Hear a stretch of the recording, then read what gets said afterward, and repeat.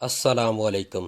تو اس ویڈیو میں ہم یہ جانیں گے کہ قافیہ اور ردیف میں کیا فرق ہے، قافیہ اور ردیف کس زبان کے الفاظ ہیں، اس کے لغوی اور اصطلاحی معنی کیا ہے۔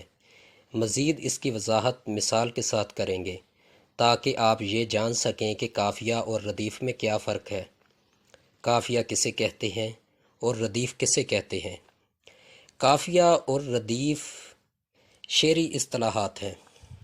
قافیہ عربی زبان کا لفظ ہے جس کے لغوی معنی ہے پیچھے چلنے والا، پے در پے آنے والا۔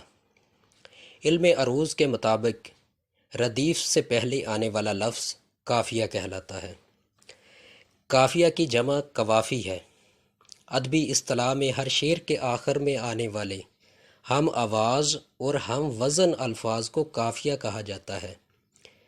جیسے مرزا غالب کا یہ شعر ملاحظہ کیجیے: ابن مریم ہوا کرے کوئی، میرے دکھ کی دوا کرے کوئی۔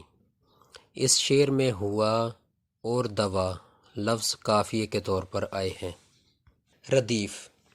ردیف بھی عربی زبان کا لفظ ہے جس کے لغوی معنی ہے وہ شخص جو گھوڑے یا اونٹ وغیرہ پر کسی سوار کے پیچھے بیٹھے، یعنی کہ یہ الفاظ قافیے کے بعد میں آتے ہیں، یعنی کہ گھڑ سوار کے پیچھے، یعنی کہ شعر میں آخر میں آتے ہیں یہ الفاظ، انہیں ردیف کہا جاتا ہے۔ مگر ادبی اصطلاح میں قافیے کے بعد آنے والے وہ ہم شکل لفظ یا الفاظ جو جوں کہ توں بار بار دہرائے جائیں، کیونکہ ردیف والے جو لفظ یا الفاظ ہوتے ہیں وہ ہو بہو وہی الفاظ بار بار دہرائے جاتے ہیں، تو ان کو کہا جاتا ہے ردیف۔ جیسے مرزا غالب کا یہ شعر ملاحظہ کیجیے: ابن مریم ہوا کرے کوئی، میرے دکھ کی دوا کرے کوئی۔ تو اس شعر میں کرے کوئی پہلے مصرے میں بھی کرے کوئی اور دوسرے مصرے میں بھی کرے کوئی، یعنی کہ ہو بہو الفاظ ہیں، ہم شکل الفاظ ہیں، تو ان کو کہا جائے گا ردیف۔